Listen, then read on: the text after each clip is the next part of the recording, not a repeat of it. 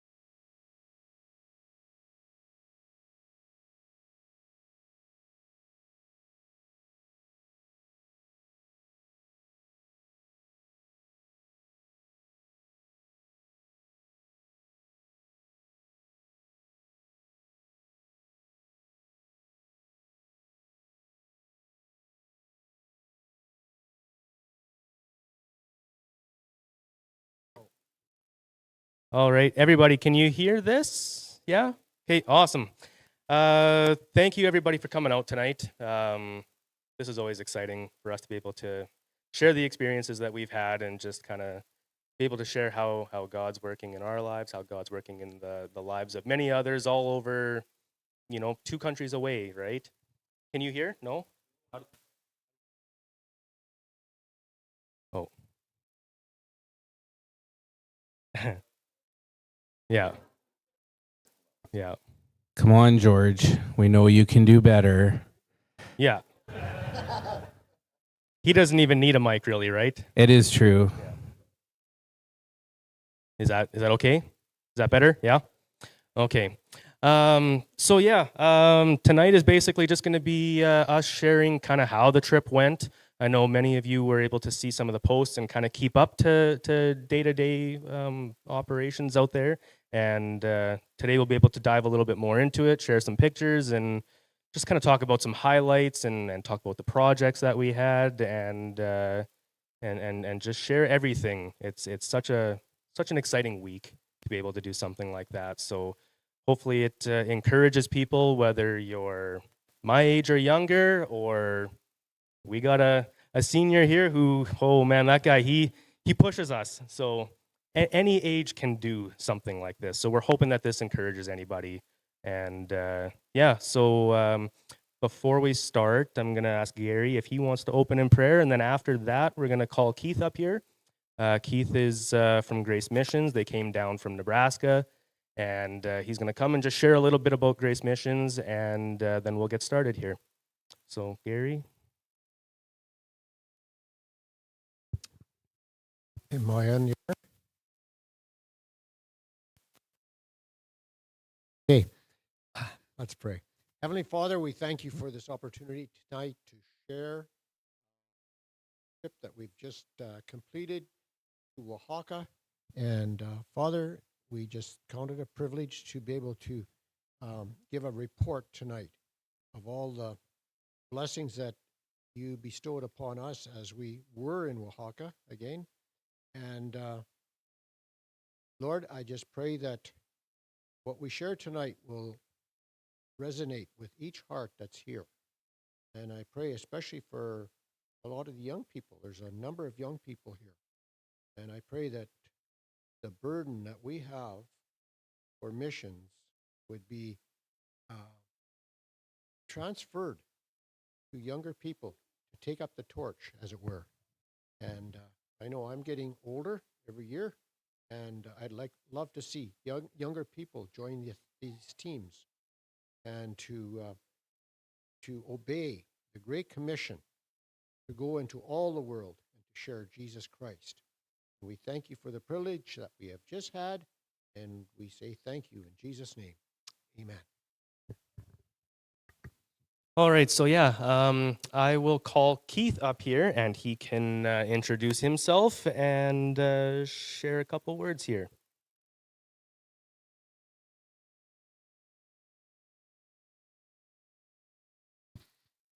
All right. Well, thank you for the invitation and for having myself and my family. Why don't you guys want to stand and give a little bit of an introduction? My wife Claudia here, and our 3 children. Karina is our oldest. Molly's next in line, and then our son Wade. And so we've come up here. We made the drive the past couple of days. We are from Henderson, Nebraska. If you don't know where Henderson is, it's okay. It's kind of a small town, but anyway, we're from Nebraska, about an hour from Lincoln, and so we've come up here for a variety of different reasons. We've got a bit of a meeting tomorrow. We've had this wonderful gathering, and just to come up and give an update. Yeah, it's been a while since we've been able to come and just share about Grace Mission and just what the Lord is doing in and through the mission. That also means what he's doing in and through you, because ultimately ministry is a team effort, right? I certainly can't do it alone, and so we need everybody. And so we want to, first of all, say thank you to you, to all of the churches that are represented here. I know there are at least 3, if not even more than that. So we're ever so grateful for that. But then just want to give a real brief update. I'll be talking a little bit more on Sunday morning, and I have a few photographs and things as well. And so I'll keep it pretty brief tonight, but just a couple of things.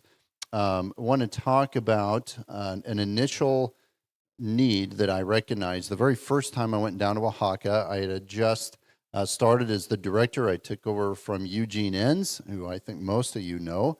But he had been serving at Grace Mission as the director for 25 plus years, and so we decided, okay, it's time to find someone else. And so the Lord called myself and my family into that position. And so I was down in Oaxaca, and I was at Sierra and Juanitas when this very conversation took place. So I was in the apartments across the street from there, and it was myself and just a small crew. We'd kind of gone down there to just kind of do some introduction and work on a couple of small projects and things. And I remember saying, it was just myself and a couple of guys there in the room at the time. And I said, I feel like we have an elephant to eat here because there's so much work to be done, right? There's so many people coming to know the Lord. There's so many ministries, you can hardly keep them straight, just how many things are happening down there. And so we had the discussion, and one of the things that all three of us were sitting there just chatting over coffee recognized was we need more help. We need more missionaries to come. And right, the harvest is plentiful. We've got 3 missionary families right now in Oaxaca, and I have no idea how they do it other than the grace of the Lord. But we started praying at that point, okay, what do we do? So I just want to give you a little bit of an update on some expansion that we are trusting the Lord for over the next couple of years. We have 5 individuals now who have enrolled in the online program at Rio Grande Bible Institute. This is a Spanish-speaking Bible institute that is built for Spanish ministry. Now, they're based out of South Texas, and so they have an online program. We've got 5 students signed up for that. And our plan as a mission is for these 5 students to get a 1-year certificate. So I thought, hey, that would be really a great way to equip them, at least kind of start in that process, but then also to have a 1 to 2 year internship program with one of our current missionary pastors. And so I'm praising the Lord for that. I don't know exactly what's going to happen, right, as they go through that plan and work through that over the next couple of years. But you can be continuing to pray for us. This will help Sierra and Juanita. It'll help our other missionaries. And ultimately, our goal is to continue unleashing the gospel through national ministers in both Haiti and in Mexico. So we're looking forward to seeing how the Lord is going to do that. I do have a couple of things here. We brought along a couple of newsletters for you. If you're not signed up for that, we can get you signed up either online or else we have a sign up out there for mail if you prefer that. But I have these special things here as well. We do have some cards, just some prayer cards for our family and for the mission as well. We'll put some of those out. And if you're really, really brave, I know I'm very scary, but if you're very, very brave, it doesn't matter which age you are, I've got some stickers for you too. So come see me for a sticker. And I'm looking forward to hearing what you guys were all up to. And so thank you all for traveling, and thank you for sending them. It's an awesome way to get a lot of ministry work done. So I appreciate that. Thank you for having us out here.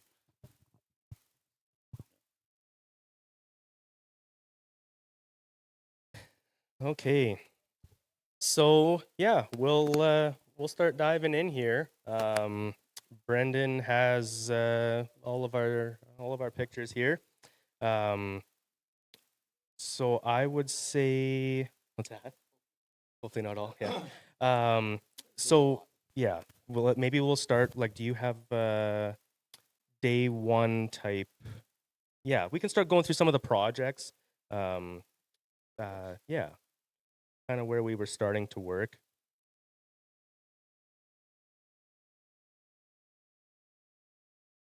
Okay. Yeah. So some of the projects that we were starting on was helping the addition on top of their balconies. So you can imagine that they have a balcony very similar to what we have here, but for the longest time it had a room right in the middle of it. You will actually see later on in some of the pictures where that room kind of would have been. And so the progress of that when we had got there is the room was taken out by another team, and they had started building some stringers to be able to put some seat or some chairs on them so that they can just allow for more seating up there. So that was about half done or so, and we went in and we started to finish that off. So we had to take down a wall just to help open things up. So that's where you can kind of see how everything was built at one point. So yeah, it's just that was demolition time there. So yeah, it got messy. It was fun, and yeah, so that's kind of what we were doing for the start. I don't know if anybody else wants to speak. If Gary, if you were kind of wanting to say what was going on as well, but yeah, so we the lower platform is kind of what we started to build there, which allowed for a couple extra steps to get up onto the back steps there. And by building all of this, we were able to seat about an extra 35 spots up there, which they were like they have a lot of Sundays where they're at capacity, and there's only so much that you can do downstairs. So yeah, that 35 seats is quite big. The nice thing about the timing of this as well is that the weekend after we had left, they were having a Grace Missions church kind of conference. It's a gathering that they do once a year, and they were having all the churches there. Yeah, so there's Justin. He's flexing. Yeah, we'll point that. Yeah, we'll point that one out. That was definitely me. Yeah. Yeah, slideshow. There you go. But yeah, so it worked out perfect that the weekend after is when they were having this, so they were able to use that balcony and actually be able to accompany that many people. They figured there'd be about 150 or so in the church. So, I mean, their church does not have the space that we have here. It is a lot more snug than this. So, yeah. Justin and Murray, they spent some time building these railings here, just for safety, of course. And yeah, they turned out really good. Yeah. Yeah, and you basically just got to make do with what you can out there. You go to the lumber yard, you're gone for more than half a day. Wink, wink. Yeah. Gary got out of a half a day of work because he went downtown to the lumber yard, and we were like, "Well, we're just sitting here waiting." But so we had to grill him about that one a little bit. But yeah, so yeah, sorry, Gary. So I'm going to make this story correct. None of these guys have ever been to a lumber before, and it takes you 3 hours. Saying to them, I should go down a week early and get this ready. Now I go down a week early, and it takes so long to get things in Mexico. It's not like going to Home Depot here. They have Home Depots there, but it takes time. And then plus, you have to have somebody that can interpret. And poor Juanita, half the time she didn't know how to, how to interpret, and it's a prolonged. Plus, and then when we were coming back, we got in a traffic jam, and we were averaging 5 miles an hour. So he's excused a little bit from that one, right? Yeah. But yeah, so yeah, but you know what? Yes, things are definitely slower moving out there than they are out here. It's not as simple and as quick as what we're used to. The nice thing is though is that we still got everything done, and it feels like we got everything and more done. And that would have been because Gary pushed us. He really pushed us, and he pushed himself too. Probably past the point of what we thought was capable, but yeah, he definitely was the driving force of this whole week. So yeah, we are very thankful for Gary to be out there.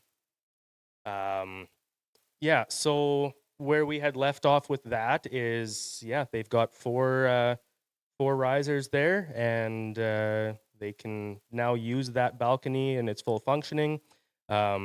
I don't know if many of you remember, but when we had gone up there the trip prior, we built the staircase on the outside of the church. That staircase leads up to this area, so it's largely complete now.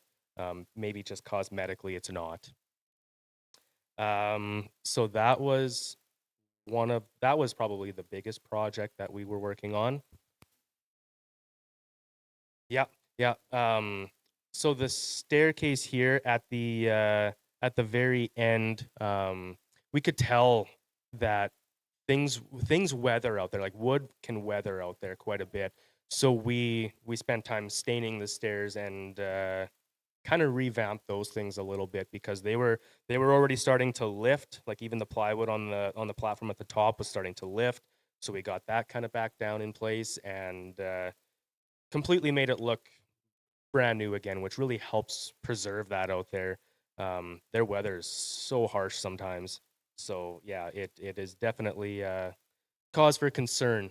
But yeah, so that was something that we were able to squeeze in at the end as well. Um,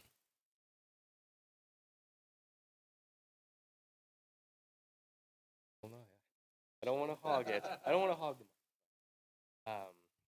Yeah, so another project that we had done was working on soundproofing their sanctuary.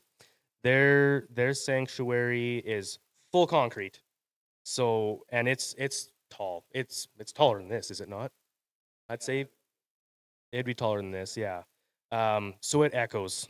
It echoes something bad in there. And the biggest issue is more for some of the senior people there. If they're sitting at the back, they can't hear what's being said. The music, it echoes in there. So it was a bit of an issue.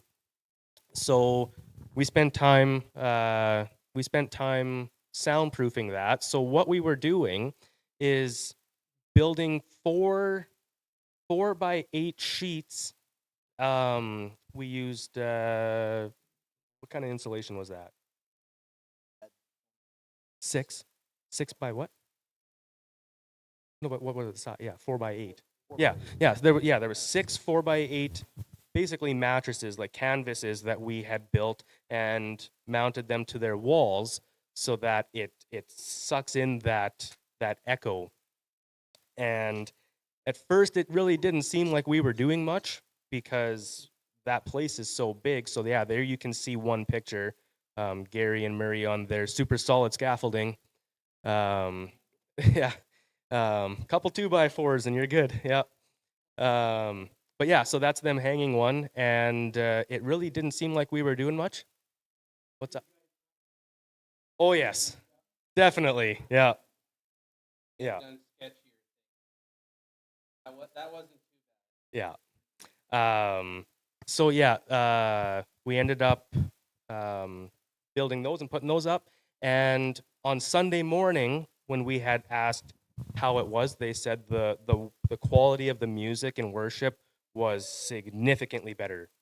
They couldn't tell too much with Cito's sermon yet because a couple of them weren't hung, and those would have been the ones at the very back. But as far as where their speakers were aiming, they were aiming directly at them at the walls. So yeah, they said that it definitely killed a lot of sound.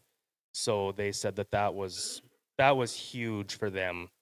And I mean, I'll be honest for myself, I don't know if the other guys feel the same, but it almost felt like, are we doing the best we can here with this time? Is that a necessity that we should be focusing on? And it turns out it was huge for them. So yeah, that is something that we were able to do, and yeah, they really appreciated that. So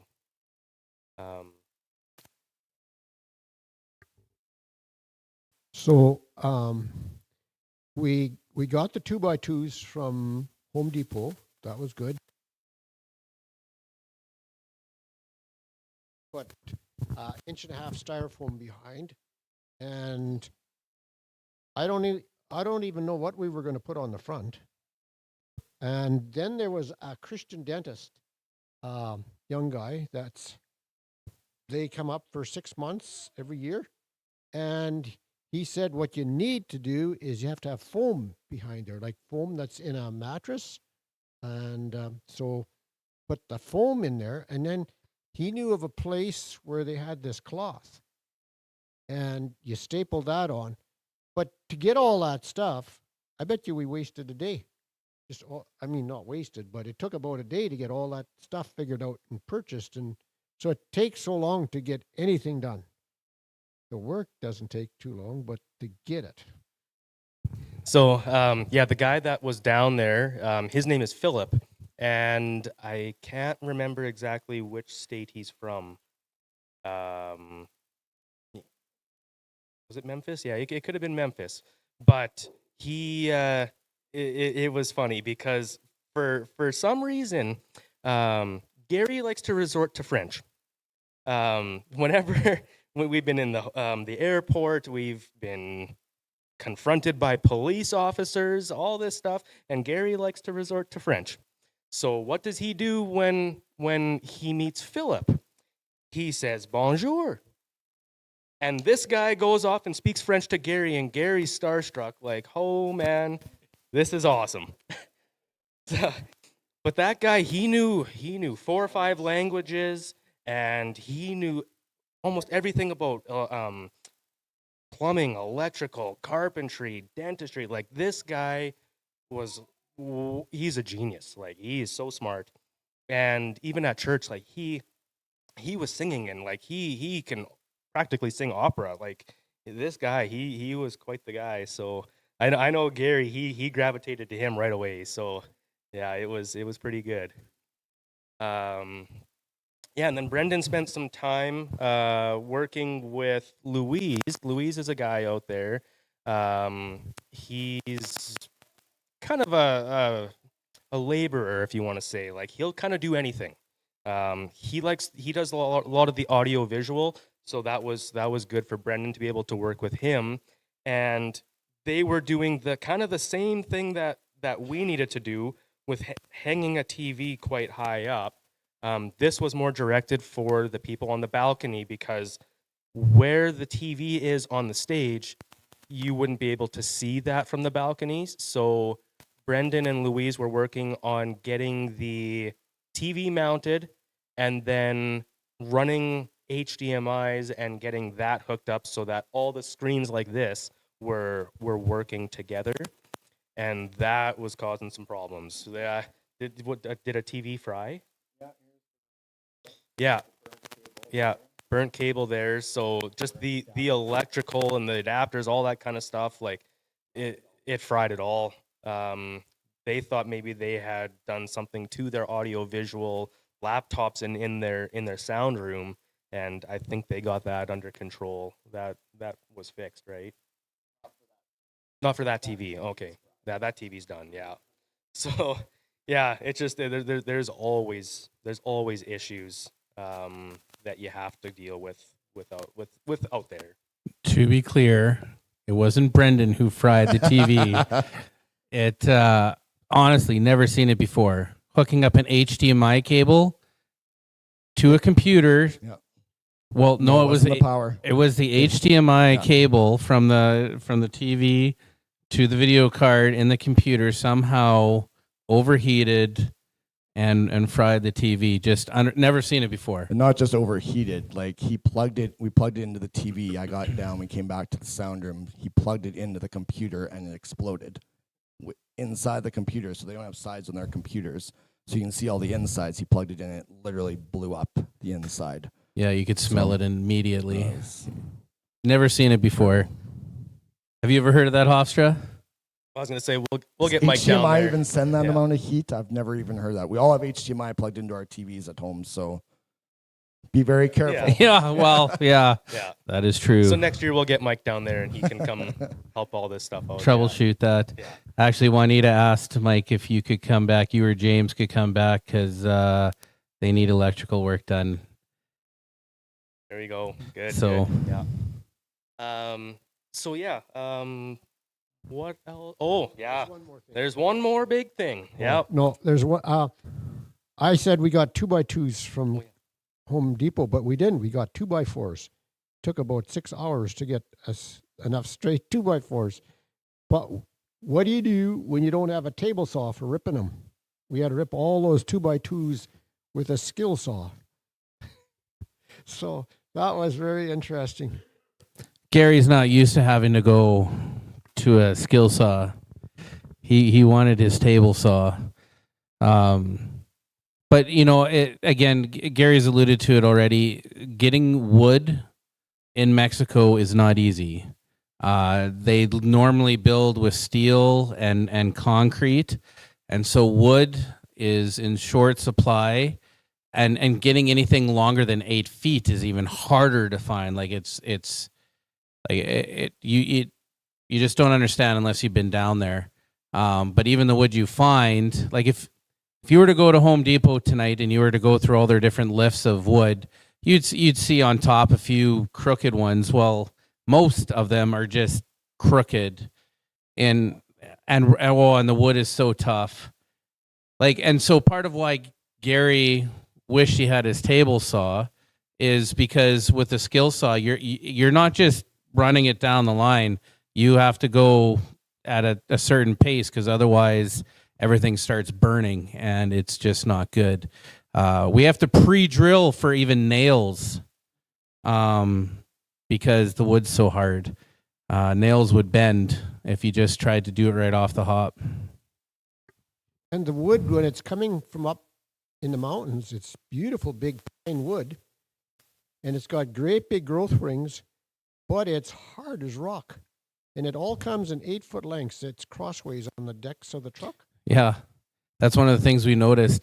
Like if you've come behind a logging truck here in Canada, well, the logs are all the long way on the back of a trailer, but in Mexico, they're all sideways. And so all the lumber is 6 to 8 feet long because of that reason, which is why when we need stuff that's like 10 or 12 feet long or even longer, Gary's got to go climb up into a recess in a store and literally start. Yeah, I don't know how you found that one, but I needed a 14-foot 2x4. I finally found it. They just gave up. They left me. I got the thing, and then we went to pay for it, turned around, and it was gone. They took the crazy thing and hid it on us or took it back. And so you just shake your head. Apparently, that's by design, though, to avoid theft. You do look a little sketchy. So, I'm just kidding. That is the truth, though. Multiple people touch the board before it leaves down there to avoid it being stolen. Well, and is what we found out something after. else that Juanita was saying about it is that they were trying to find these boards, and she looks away from Gary for 5 seconds, and then all of a sudden she sees him scaling a wall, climbing up off of like just lifts of wood just to get to the top one so he can pull it out. And he's like, "Oh, here it is," and he's climbing way high, and because nobody else would there, so he was putting matters into his own hands. So yeah, That's what we needed pictures of. yeah, no kidding. You climbing that lift. But yeah, with those logging trucks, you can imagine it's a very comforting feeling when you're driving through the mountains, going like this all the way up, and then around a corner you see this logging truck just come ripping around the corner, and they don't slow down too much. So yeah, when you're facing the outside and you're looking down and there's no guardrail and it's just like a straight drop, you're like, okay, this is interesting. But yeah. I think it's fun, but Yeah. whatever. That was good, yeah.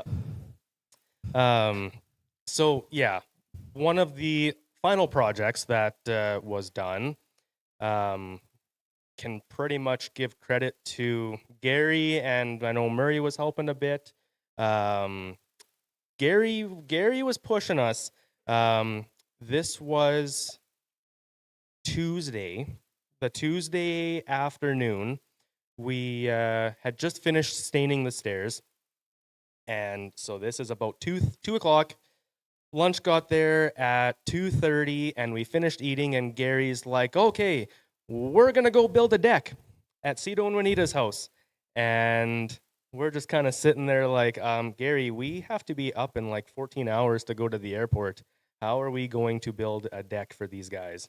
Because a few years ago when we were there, the way that Cito's house is built, or Cito and Juanita's house is built, is when you open their back door, there's a landing that's got to be not much more than 2 feet wide.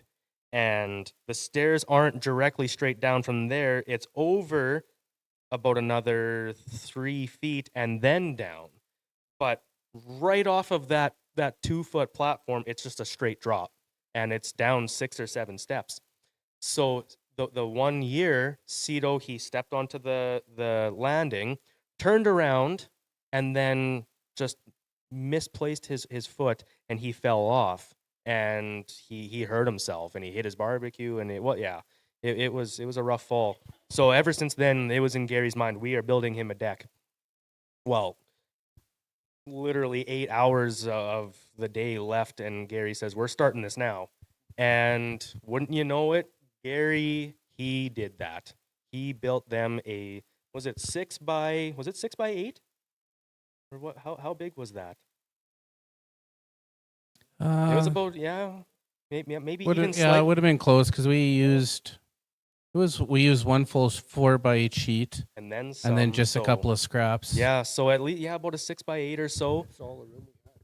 Yeah, and you had to make use of the area that they had, but Brendan and Justin stayed back at the church to do the stair or to finish up the stairs. Murray and I had gone back.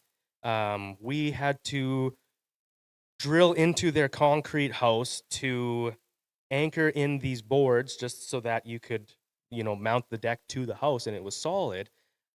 At that point, I'm down low and I'm trying to drill, and it is hot outside. I got so tired, I gassed out. I couldn't work anymore. I was tired. There's more reason to why I was tired, and we'll explain that later. But so Murray and Gary kind of kept going with that. Justin and Brendan finished theirs, so they walked back up to the apartment from the church.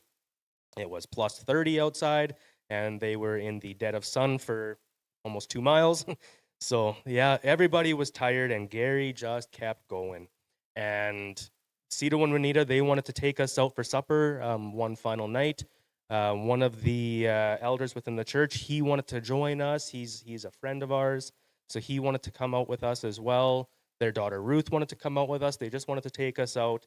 And Gary said, "No, I'm working." He says, "You guys go, I'm working." All he needed was a grilled cheese for supper, and he was good. So we get back, and they just had some lights that were strung in their backyard, and Gary had a deck built in 8 hours. Like it was incredible. So yeah, he worked hard. So we are thankful for that, and I know Cito and Juanita are so thankful for that. Yeah. Yeah. So yeah, that was the bulk majority of the physical jobs that we were doing. Oh yeah. Gotta show 'em that nice pink shade. Yeah, if you can find it. Yeah. So again, Gary absolutely loves this plant or this flower bush that's above their sanctuary. It's right when you walk in, and it is quite nice. But it grows like a vine, and it'll keep going, and it's heavy. It is so heavy, and they were starting to see it dropping. So they needed us to be able to secure it up. Well, we didn't know what was going to be able to withstand 300 pounds of pressure at least. And so Gary's like, "Oh, well, let's go back to Home Depot." And we're like, "No, we do not have time for that." So wouldn't you know it, across the street, well, there's a hardware store, and it's owned by Seventh-day Adventists, so they're not open on Saturdays. but they're open on Sundays, and well, obviously that's when we're working or when we're not working. But they had an 18-foot length of steel square tubing, and the length that we needed here was 16 feet, so it worked perfect. So there's a mechanic shop right next door, so we had it hanging over there, and we asked them if we could mark exactly where we had to cut. They said, "Yeah," and we got it cut so that thing is now lifting that up, and it's allowing it to continue to grow. And the reason they want it to grow is because that's where they meet a lot is outside in their parking lot, in their big open area. They have a whole bunch of tents that are there, and that's where they'll have lunch after service. They'll have fellowship out there. They'll have a lot of their Bible studies, their men's group, all that. They usually meet outside. So this way, if they do meet in the sun, this will grow so that they have more shade, and it looks quite nice. It's very inviting. So that was another little thing that we had done. So yeah, that's the area that they kind of have. So That little parking lot, they got to squeeze probably 20 vehicles in there. Oh, they back in there. I don't know how they get them all in there, but that is the next problem is parking. And so are we going to address that? Like future projects here, you mean? Yeah. Do you want to talk about the mountains? All right.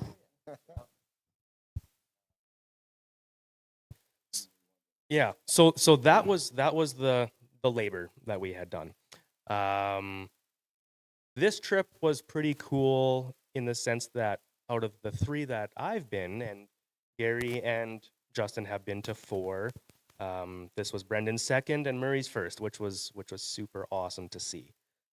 This trip was a lot more, I would say, spiritual in a sense. You could feel it, you could see it. It was so cool to be a part of. Maybe I'll let you touch on that. Sure. You just want me to go through kind of what we did in that regard? Man, I got to try to figure out my week again, how that looked. Because we did men's group. Was that the Thursday night? So we met with their men's group Thursday night. Some of the guys gave their testimony. Then Friday night, we were at their Bible study. And then again, there was some sharing and testimonies again. Yeah. Trying to remember everything we talked about. And then we moved into Sunday. Sunday, I preached in the morning. And then there was a couple of testimonies again. I think Kobe and Gary did that. And Paul had led Timothy. Oh, you don't have to do like the whole video, you know. It's I preached the last time we were down there, so this time around it didn't feel as awkward having to have the translation. The first time definitely felt a little awkward because you get into a thought and you just want to finish the thought and you can't because Juanita's looking at you and she's starting to be like, I can't remember all of that. The other part of it too is I learned the first time I can't necessarily use certain terms because they don't necessarily translate well, like hyperstatic union. You can't use terms like that because you get a look. And anyways, so preached. Kobe, Gary gave their testimonies. Well, and I will say, I think the issue that Justin has run into as well is that when he's here, he's used to giving 40-minute sermons or so. And out there, it's got to be 20 because you have to give time for translation. So to be able to compact it in a sense where he's still getting the full message across, but also time-wise, like that's a challenge too. So Yeah, and when we got down on Wednesday, right? It was Wednesday we arrived. Wednesday when we flew in, we went out with Cito and Juanita to eat once we arrived. And I asked Cito, I said, I brought a few different sermons with me. Which one would you like me to use? Or are you thinking something else? And he's like, something else. And so I'm like, okay. So every morning I got up, well, and I'm usually up pretty early anyways, but I just got up earlier and spent my time writing a sermon that was more what Cito wanted addressed, that he felt he couldn't necessarily be the one to address. That's part of where it is good, not only to be able to go down and help with some of the construction or work projects. Sometimes it's good just to encourage the missionaries and being able to preach maybe a sermon they don't feel they can themselves, to challenge their people in a way that might be harder for them to do. But nonetheless, preached, like I said, testimonies. We spent a little bit of time after the service with the people, talking with them. Then we started making our way up to the mountains. That night, we were at another church service. I preached again, and Kobe gave his testimony again. And that was very interesting too, to see Cito's village and the church there, and how they organize and run a service there. Because it is a little different than even the way they do it in Oaxaca. So it was it was just a really good experience in that regard. Yeah, so this kind of takes us to part of the trip it was a pretty big part of the trip, which was going up to Cito's village.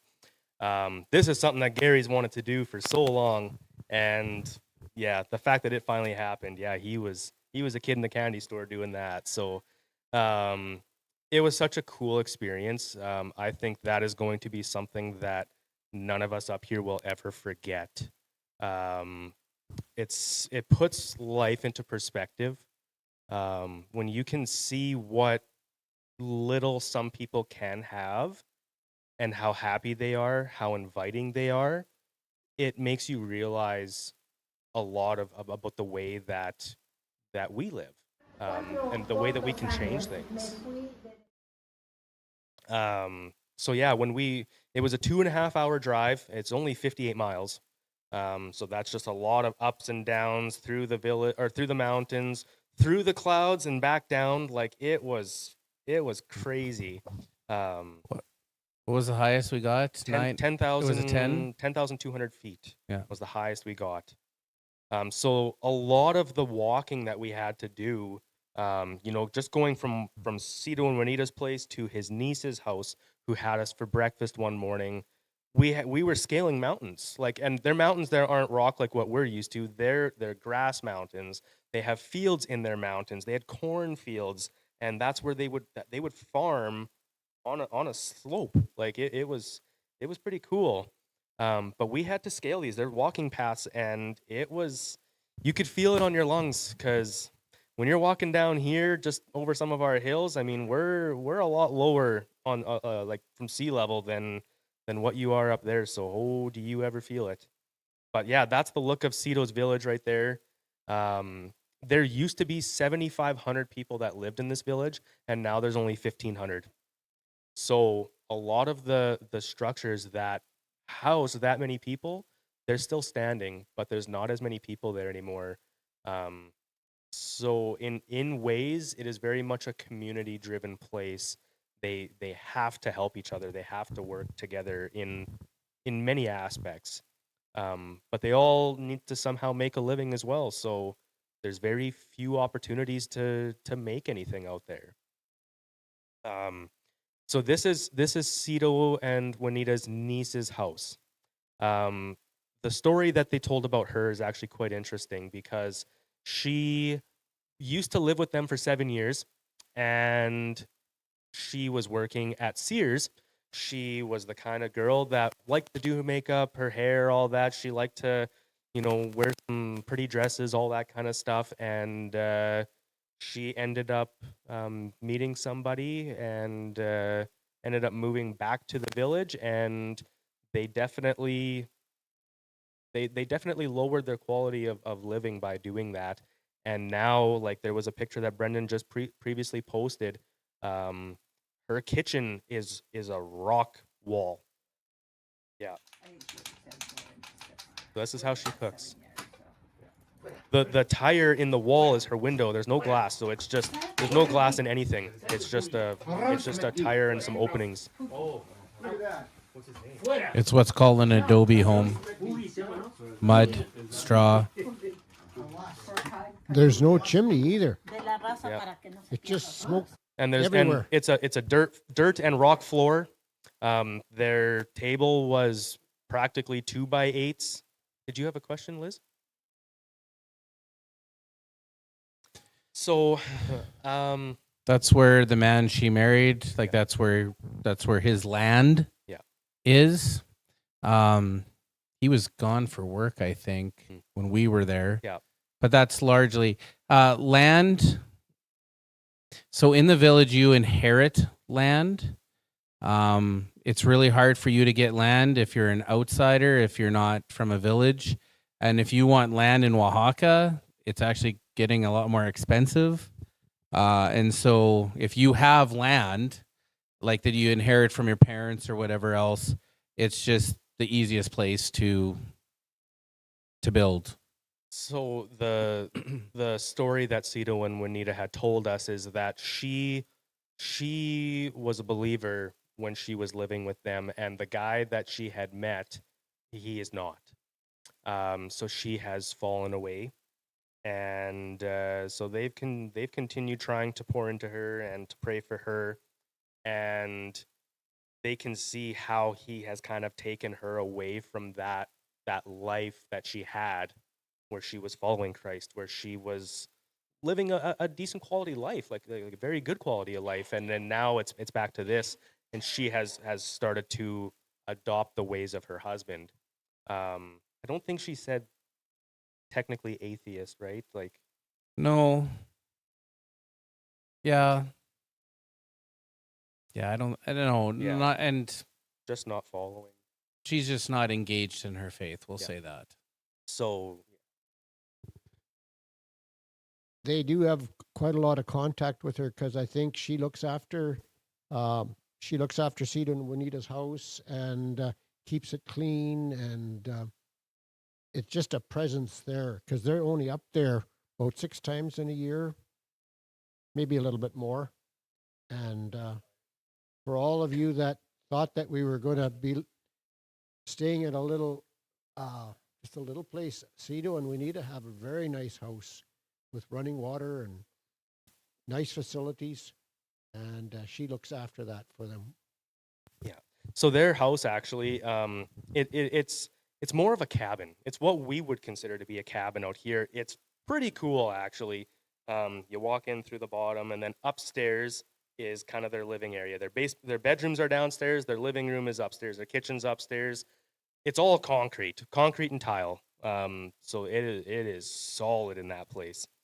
And yeah, they can sleep however many people there.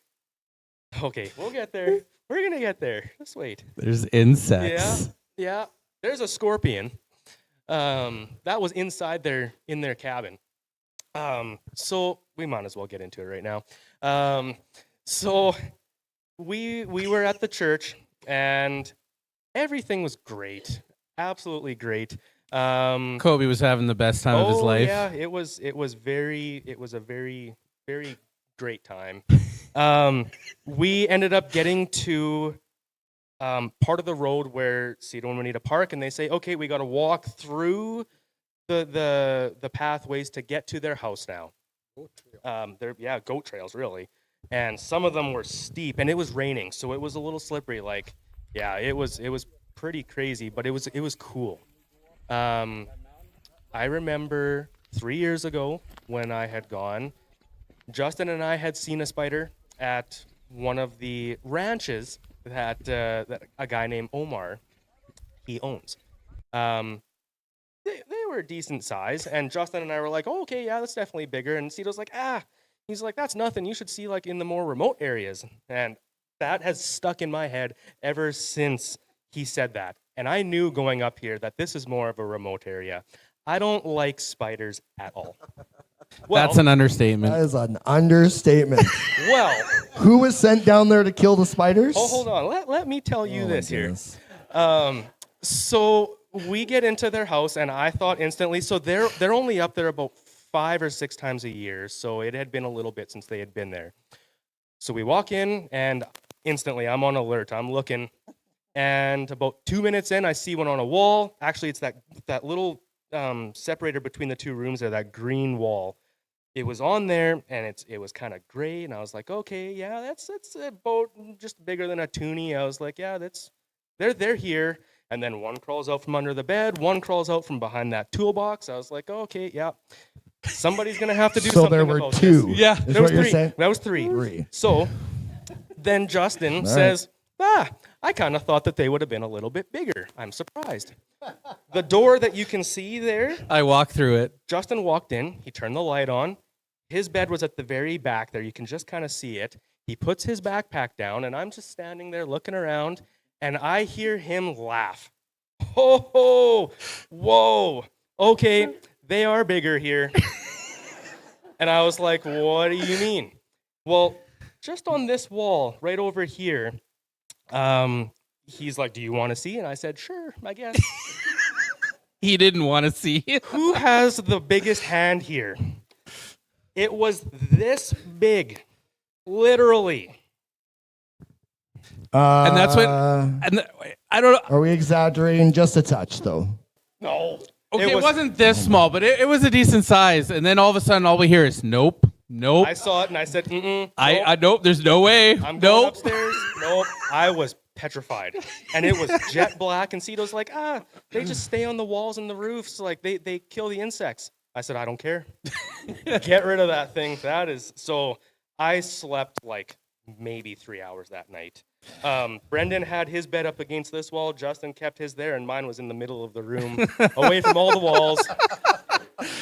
Me and Brendan had to go downstairs and search the whole. Brendan was killing, but you know what? So yeah, then we go upstairs, and there was actually a picture. I found it funny because Rob had commented on Facebook. It's a picture of me sitting in a chair in the middle of their living room, and he said it looked kind of funny because it looked like I was like just a little, like Mexican guy sitting in a house in Mexico. I had my hat on and all that. And I said, there's a lot more context to that picture. That's because I knew I was safe in the middle of that room in that chair, and I wasn't gonna move. So yeah, it pushed me in a lot of ways, but There was some reassuring that had to be made before he went downstairs. yeah. But then, upstairs, then all of a sudden Juanita comes up and she's saying something, kind of whispering in Brendan's ear, and I was like, oh great, where's the other one? Well, no, it was the scorpion that was on the upstairs landing. So I thought, oh, we're doomed here. Like, yeah.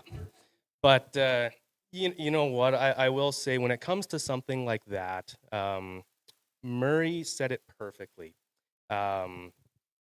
These 2 were downstairs and they were kind of looking out for all of that stuff. And Gary and Murray, they knew this was not going well for me. I was scared.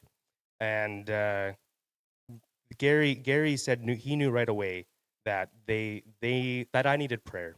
So they raised my arms and they prayed for me, and that was like one of the most memorable times I think that I could feel prayer at least working in some sense. Like it started to give me just like some sense of peace, even though I really didn't sleep much that night. It was still something that I knew I needed, and these guys knew I needed, and the way that they were there for me, it spoke volumes.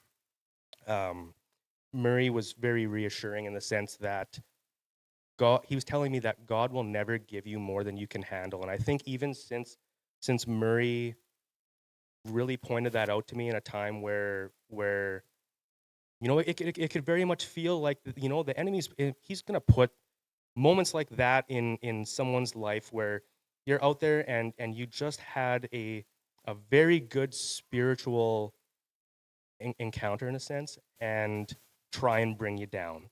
And Murray, the way that he was able to talk to me and be that calming presence, I've held on to that ever since I've been back.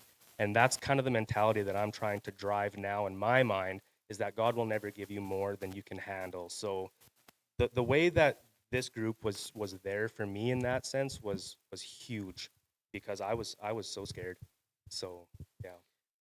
Thing Colby said when we went up to the mountain, it was cool up there. It was cool in more than one way. It was so cold up there, I was froze to death. So we built a fire, and I'm going to let Murray describe it when he woke up in the middle of the night.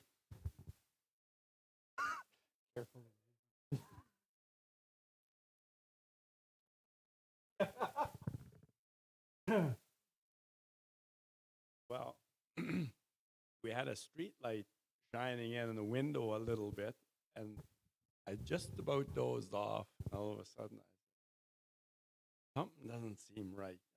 I look around. Oh, everything is a haze in here, and it smelled pretty heavy smoke in there. And so all of a sudden, I got to go up, open the door, get all the smoke out, check, make sure the chute was open, and I thought for sure in the basement it would be all smoky too. Wasn't. But I think Gary slept almost through it. I don't think he even noticed the smoke.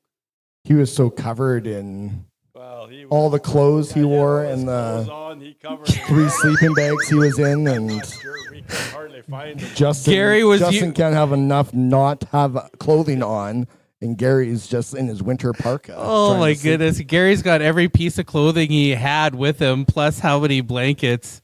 So actually, there's a picture. If you can go back to the one of us just up in like in the mountains there in front of his niece's house. It's kind of more of a full body picture. If you can see what we were dressed like. So when we were in the actual city of Oaxaca the entire time, it's plus 28, 30. It got to plus 2 up in the mountains there. Shorts weather. So, like, I mean, we were pretty glad because we didn't know what to expect. Like, we're thinking you're in Mexico. Like, how cold can it really get? And it was still chilly even wearing that. Like, it didn't feel much different than what we had out here today. When we were walking at this time, it was about plus 5, plus 6. But yeah, and they have no furnaces. Like, they'll have to use a fire if anything. Obviously nothing like AC or whatever. Not even power fans really. Like, they just live. That's all they can do. So yeah, it was definitely very interesting. And as you come back down the mountain, that Monday afternoon, by the time we got back down there, it was plus 22. So yeah, it was just very, very different weather. So that gives you a perspective of how high we were. Yeah, so then so that was what so at the house that we were just previously showing, she wanted to have us there for breakfast. So we had breakfast there, and this was a couple that Cito and Juanita know. It's actually one of Cito's clients for his dentistry work. And they wanted to have us over for lunch. They're not believers. They have no connection to a church, and Cito has tried pouring into them, and there still hasn't been much reception there, but they still wanted to have us there. So that just goes to show you that they don't have much, but yet they still want to share. They want to give. We had duck. Yeah. So we had duck. They just did that day, and they don't have deep fryers, air fryers, ovens, all that kind of stuff. So it was boiled, and I think basically just wrapped in or steamed. Yeah, and then wrapped in tin foil and a leaf, some sort of a leaf that they have on the mountain. And if anybody knows kind of what the style of seasoning barbacoa is, but that's kind of the style that they had done that. And Juanita had said, if you guys want a different piece of meat, just ask. well, none of us were gonna do that. Like that would have been wrong to do that. But yeah, then you look at it, and the first bite that I had taken, I pulled the skin and it stretched about here, and it snapped back in, and I was like, "Oh, like that was a little different." So I had to take the skin off the meat there and just kind of rub the meat in the seasoning, and then we were good. Yeah, I had to. I said it was gristle. It wasn't gristle. It was just very stretchy skin. So, yeah, I don't know. Yeah, he had the neck. I had a leg. You had Oh, something. I had something. Something. I had Yeah. something. We didn't know. Yeah, but I must have got the best piece of Did you meat get in the the drumstick? whole house because it was so good. Did you get the drumstick? I had the Heinschenken. So actually, you can see at the very top of that picture there, she's actually dehydrating some of the meat. So there actually is a little bit of chorizo up there, and then there's gizzards. We have no idea what some of that is, but they save it all. So at first, when we walked in, I pointed that out to Brendan, and Brendan's like, "Is that what we're having?" I was like, "I don't know," but yeah. So Their it was, food safety down there is a little different. Yeah. So Yeah, it definitely pushed some limits in the just the comfort levels. But so it was that and some white rice, some bread, and basically it's kind of their own homemade tea in a sense. It was made out of a plant in warm water, and it's boiled, and it almost has kind of a lemon taste to it in a sense. They say it's good for gut health, but yeah, so maybe they heard about the year prior, and they knew that we needed to take care of ourselves. I'm just glad we didn't have a repeat of Yep. the last time. Yep. Well, actually, the first day Murray wasn't feeling good, and we thought, oh, Here we go. no, Here we go. this is some trauma coming back here, and Thankfully, that didn't last long. yeah, and that was a day. yeah. Yeah. So yeah, I think that was just elevation change, culture change, all that kind of stuff. It plays a factor. and some magic tea, right? Didn't you have some magic tea that Juanita made for you? Don't know what was in it, but That last helped. magic. that last place we stayed at was such a little place, but it was immaculately clean, and it was. And then you'll tell them about the pictures. They were so enthralled that they could have pictures. Oh, yeah. So actually, well, you can see just behind me there, their wall or door. That might be a door, I think, wasn't it? Yeah, it was the door. But it's actually so out there. Sometimes they can just make something out of whatever, and so their door was actually made out of, I believe, was it like a shipping container? So it's like It's like, or basically, well, yeah. it's. But they have like a paint, or like they have. I don't know how to pictures. describe it. You can buy them, but it's cheap because the metal is so thin, like it's almost paper thin, and it's printed on. It's not really painted on, and so it's like the cheapest construction material you can get. But it's like panels that are like 2 feet by 3 feet of kind of corrugated metal, but it's paper thin. But that's what they use for their siding. And that one there is actually, so their brand of juice that they have out there is Umex, and it's very good juice. But that's what that's made out of, is like the brand of that is it's juice containers. The other one was Tresemme hair products. So it's like that's just what they have to use whatever they can. Very small house. Their pots and pans were hanging from the ceiling. They don't really have boarded walls or roofs or floors or nothing like that. Like they're just living there with the spiders. Yeah. So yeah, and so many dogs up in this area too. Like there's dogs everywhere, and you'd see them whether it be in the city or in the village here. And there was a couple that were actually a little bit mean, but that guy wasn't. Yeah, that was the first time I actually got to pet a dog out there, because he was more clean than the other ones, which was nice. Yeah, I remember what you said about that dog. Yep, I can tell you what I said. Yeah, he loved the dog more than us. So I told them, I said, because out there a lot of people don't like dogs. They're just, to them, they're what we would think of as like mice, maybe, in a sense. Like, yeah, like Yeah. really, it's a different kind of culture. And Cito and Juanita's daughter, Ruth, she had said, like, oh, I think that dog is ugly. Like, oh, I wish that dog wasn't here or whatever. And I'm like, that dog is like the cutest thing in the world. Like, I love that dog more than I love some people, it feels like. And then they're like, what? But I love dogs. So, yeah. Yeah, we were chopped liver So apparently. I was pretty pumped about this guy. Yeah. So, We were coming out of Cito and Juanita's place, and Cito didn't like that dog in the middle of the road. yeah. Yeah. Well, no, that was Juanita. That Yeah. Juanita was driving, and I was in the passenger seat. Window was down, and there was a dog that was laying right in the middle of the street, and it wasn't moving. It was standing its ground, and she kept driving, and she got right by it, and this dog felt threatened, so it started jumping and barking and snapping right at my face here, and I had that window rolled down, and it was not happy. So it's like, yeah, those dogs out there, you leave them alone. But yeah, this one was owned by his niece, so yeah, he was cool.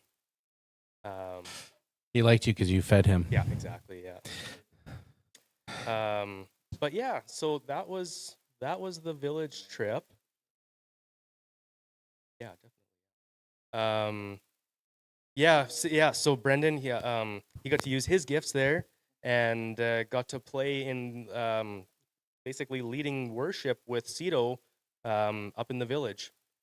Cito just went and picked up a guitar, and Brendan's like, "Oh, cool, there's another." And so then he just walked up, and Juanita went, said go up, and yeah, so they played, and I mean, give it 10 seconds, and Brendan kind of picked it up by ear. No chords and No lyrics. obviously not lyrics that I would understand. So you can see me just watching his fingers, and I basically just tried to play what he was playing. There was another guy, he was playing Trombone. trombone. There was only one trombone, or else Murray would have been joining him. Yeah. But so yeah, no, it was definitely a cool experience. It was something that we'll never forget. It creates a pretty special bond when you can do something like this. See, Justin was excited. He was living it up. He made it to the top of the hill. Okay, what you need to understand about that picture is behind us was literally It was a climb. it was a huge drop off. So me and Brendan were trying to make it look like we were falling over the cliff, but Yeah, no one else wanted to join us, so Yeah. we look the way we do. Yeah. So yeah, that was the village.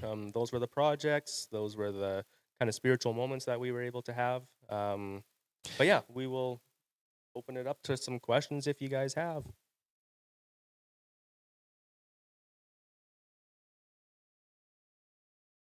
How did we get down? Well, and two, that's maybe something we should say is we appreciate all those who are praying for our safety, because on Tuesday we had to drive through that snowstorm to get to Edmonton. And it's a good thing probably the three guys in the back of my truck were just talking with one another and not actually watching the road.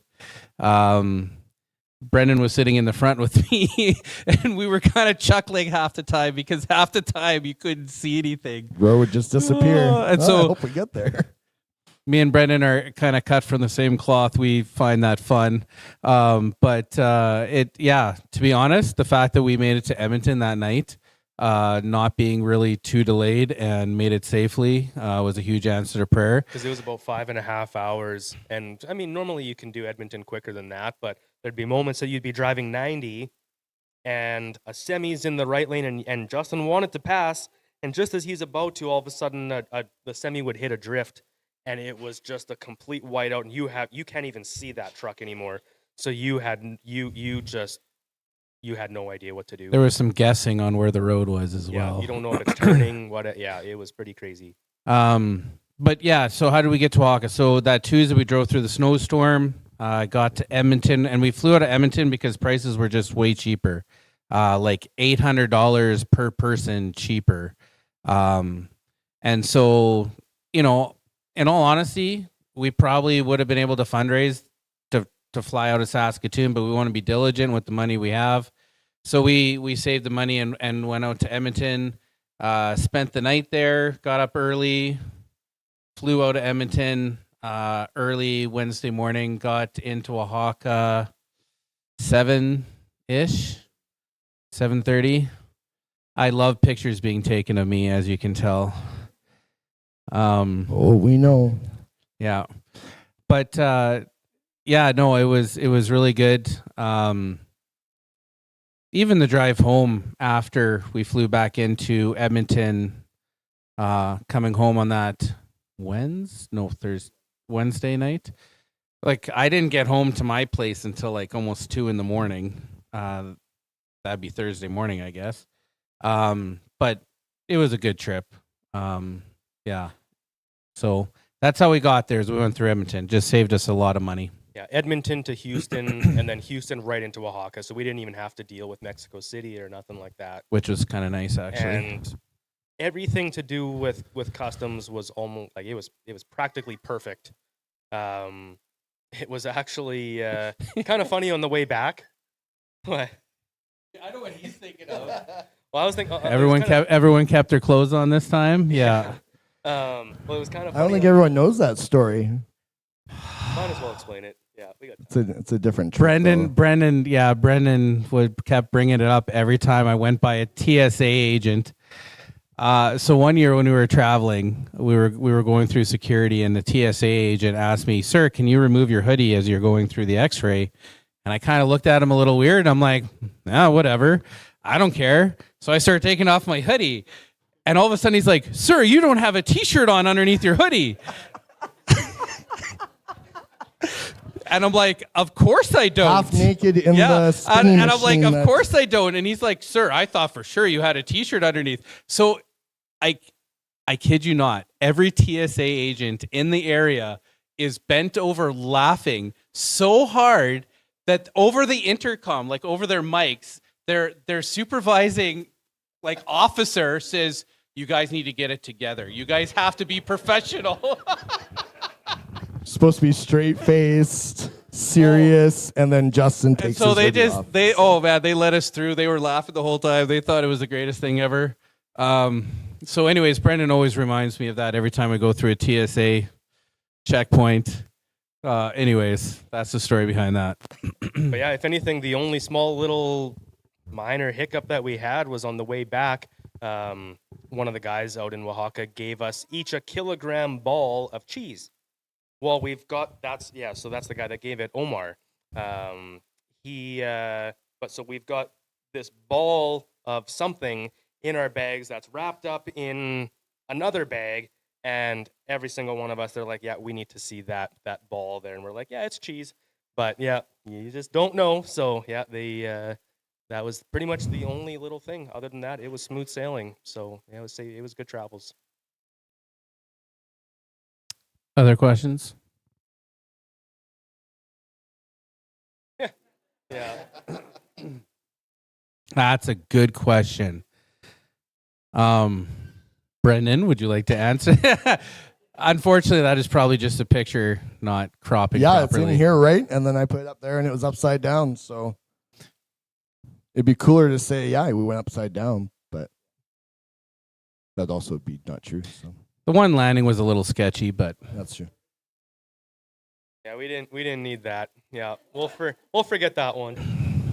I was killing them. I was the one taking all the photos. I had to go kill the spiders. Colby was hiding. He was the one taking the other photos. Yep. he was getting So the ones. He was getting the ones on the wall. I was the one getting the ones on the floor. And Gary and Murray were comforting Yeah, moral support. Kobe. Did we tell him about So that? Did we tell him about that third one that was out in the main room? Did he ever find that out, or did we keep that? to I don't ourselves? remember telling him about Okay. that. I think I there figured was more spiders. Than That we I knew. wanted him to at least sleep a little bit. Yeah. Yeah, no, I won't. Yeah. Yeah. Yeah. Other questions?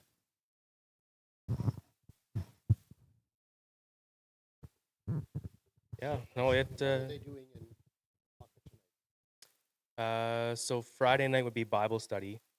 So yeah, they're meeting right now. They have their Bible study, and yeah, they've got Keith has mentioned it.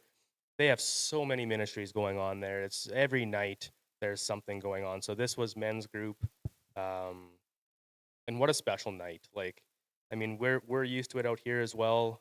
We have our men's group, and the fact that you can know that, well, they do their Wednesdays, they do theirs Wednesdays, but the fact that yeah, there's Gary and the elders or the seniors there, yeah, that was a pretty good picture. But the fact that they're doing the same things that we're doing is such a cool thing to think. Especially when you get to kind of experience it firsthand. You know that while we're doing this, they're doing that. So it's a pretty cool thought to have in your back pocket. Yeah. So there's a couple of projects that they started talking to us about that they want to do here in the future. Okay, now I have to ask this, and I know that there might be people here. Were there any people here who helped build the original church in Oaxaca? No. I'm kind of looking at you, George. No, you weren't involved in that. Okay, they the original church building is, to be honest, they're utilizing it a little still, but not to the extent that they used to, and so that's kind of space that's just not being utilized, and it's maybe hard to explain, but their compound is only so big, and with all the ministries they're trying to run, yeah, that's the original church there. the wooden, that's the inside, yeah. They still run a few kids ministries in there, like kids church. But the reality is it's not a great space anymore as far as what they're trying to accomplish as a church. So one of the projects that they really want to start working on next, and they started asking us questions just because a lot of us have a construction background or construction experience. They want to tear that down and start the process of building possibly some parking, and then an upper level that would include either more classrooms, offices, just to help facilitate some more of the ministry at the church. And so that's one of the ones that they're talking very seriously about wanting us to come down and help with again. Yeah, I know that they trust us a lot. That's a relationship we've built now over many years. We appreciate them. I think they appreciate us greatly. And I don't know if Murray could sense it, even just with it being his first time, but the relationships we built with the individuals in these churches, yeah, it just gets stronger every single time. Yeah, it's something we do want to continue to help them with. We've seen how the work we've put in years past is helping their ministry, like the kitchen in particular. Like if we're going to talk about one of the projects we've done that their ministries could really not really function the way they are right now, is their kitchen that we help build for them. So some of the other guys who are here who went on that trip with us, like seriously, it's huge for them, that kitchen. They utilize it not every day, but they utilize it for a lot of their different ministries, men's group, Bible study nights, Sundays in particular, but probably 4 to 5 nights a week it is utilized for ministry. And if you knew what their old kitchen looked like, they wouldn't be able to do what they are doing now. And so we are glad that we were able to do this to help them out. It makes a big difference. And I know sometimes people ask the question, like, can't they do some of this on their own? And yes, there's probably some of it they could do on their own, but what you need to really remember is that the majority of the people who attend this church, they work 6 days out of the week so that they can actually feed their families. It's not like here where, well, I'll just take a day off and it'll be fine. If they take a day off, they might not be able to feed their kids the next day. And so for them to take a day off is very, very difficult.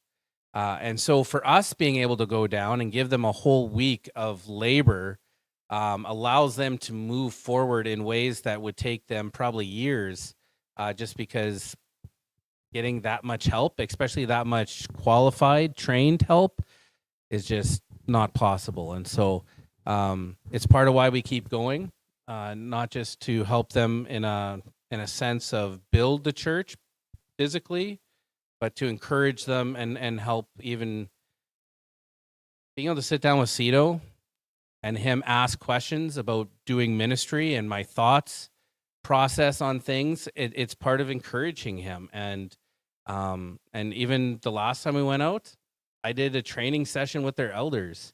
Like it gives us an opportunity not just to build the church physically in the sense of the church building and maybe even helping some of the individuals, but to give and build into their spiritual lives as well. And so I don't know, it's always a well worth trip for sure. Another thing I found as we've been going back, we see the growth in the believers. There's lots of growth. But when we come, it kind of invigorates them to go on even more for the Lord. And I was just going to ask Keith, has the other group gotten there that were going from the States after us?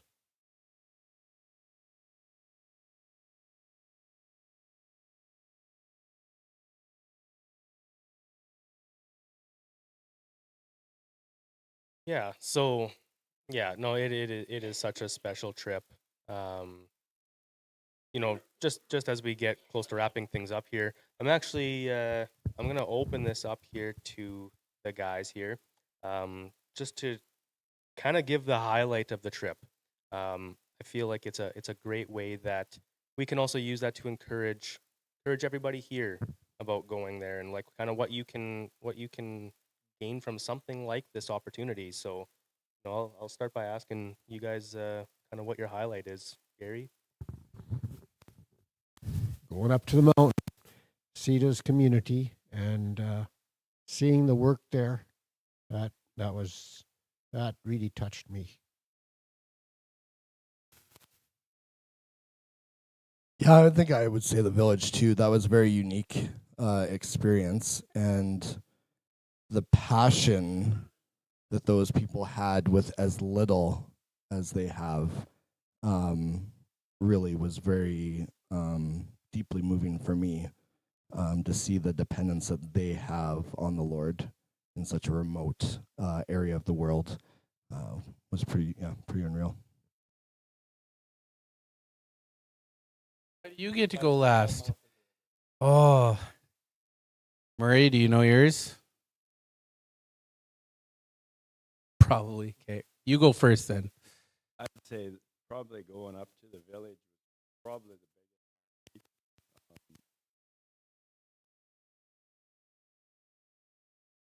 How they really live day to day, and even, you know, meeting the people at the church.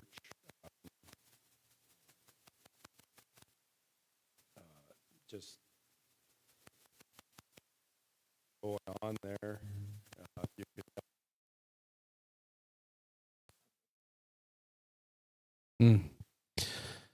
Okay, I'll give two highlights. I actually really enjoyed going with Murray. Not that I didn't enjoy going with these guys, but I've gone with these guys before, but I really enjoyed going with Murray. I knew Murray was a very level-headed individual. He is extremely calming in so many different ways. And so it was great having Murray, and just seeing Murray get to experience this.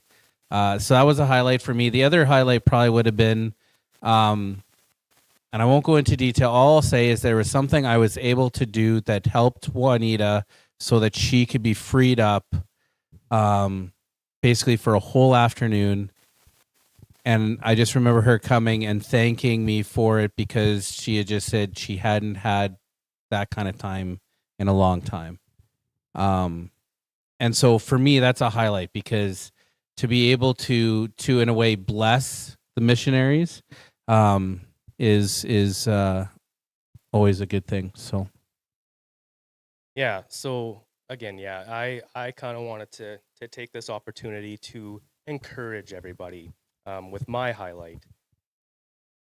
This there was two instances. I had shared my testimony 3 times, and 2 times that I had shared my testimony.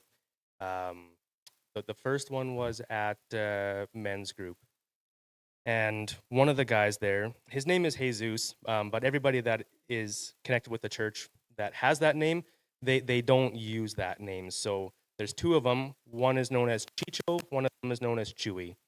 Um, but this guy Chicho, I had seen him, and every time that he's been there, he's always had one arm around his wife and then the other one in front, and he always holds her.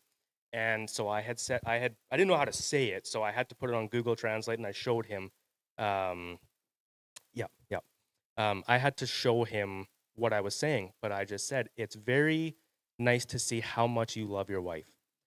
That opened up a massive conversation because he's very quiet, but this broke a wall down.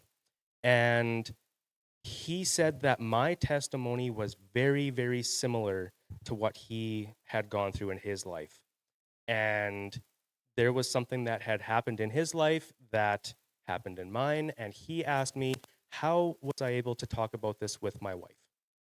And I had said it's tough because sometimes we can look at specific sins as greater than others, but encouraging him that in the eyes of God, there's only one sin that is greater than all.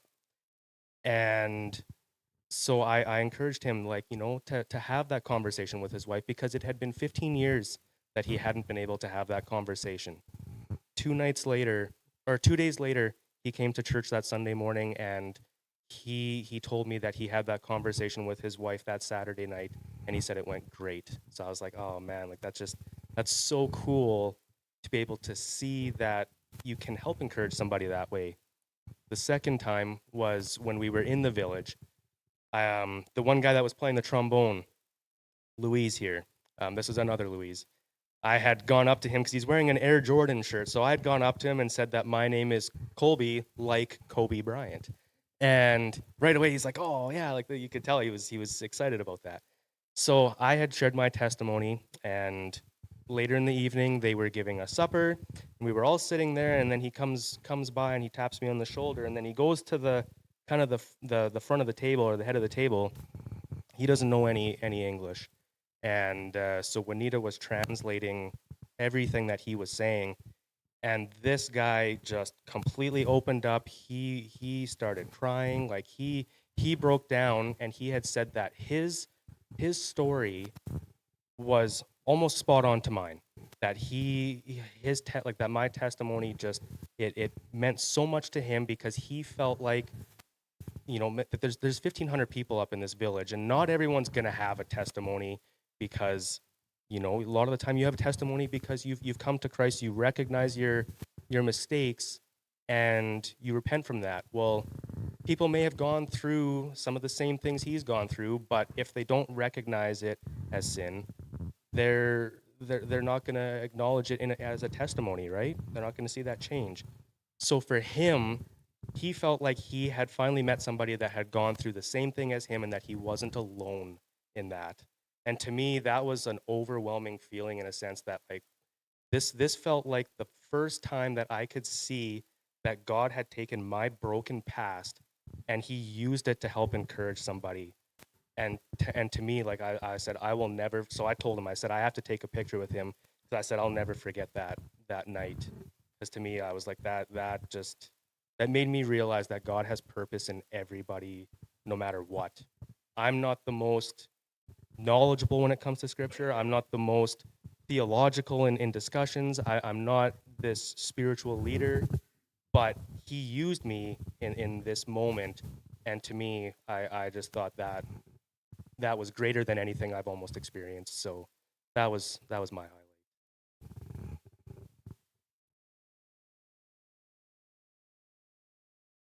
Oh yeah, unless there's any other questions.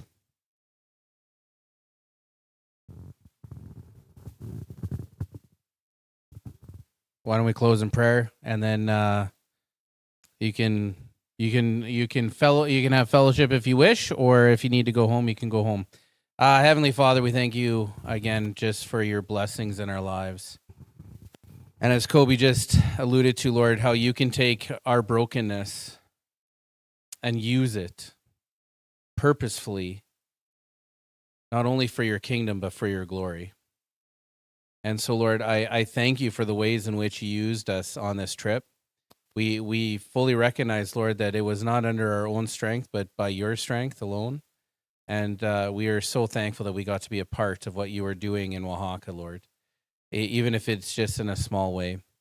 And so, Lord, we continue to pray for the church in Oaxaca. We pray, Lord, that you'd continue to be with all the different missionaries as they're running many different churches, Lord, that each church would continue to not only proclaim the gospel message boldly, but Lord, we would pray that your kingdom would grow, that there'd be more and more people coming to know you every single day. And so, Lord, just continue to guide us. And Lord, we look forward to the next time that you have for us for your kingdom. We ask these things in your name. Amen. Thanks for coming out.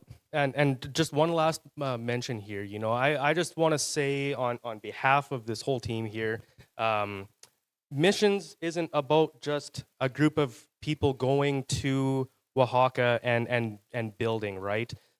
Everybody here is involved in this mission, whether it be from just helping with the fundraisers, supporting the fundraisers, supporting in giving, and supporting in taking care of our families. I mean, there was snowstorms and people helped out with that. There was, you know, problems with houses and you know, like people helped out with that. So the fact that it might sometimes just look as, you know, this is the mission team. No, we are all the mission team. So I just want to thank everybody for being involved in this and supporting this. And I encourage you to keep involved in this, whether it be physically going or just staying active in helping here. We're going to be tapping people on the shoulders here in the next couple months just to try and get a plan and an idea of what we can do next year already. So be expecting a tap, some of you guys for sure, and girls too. So yeah, thanks for coming out, everybody.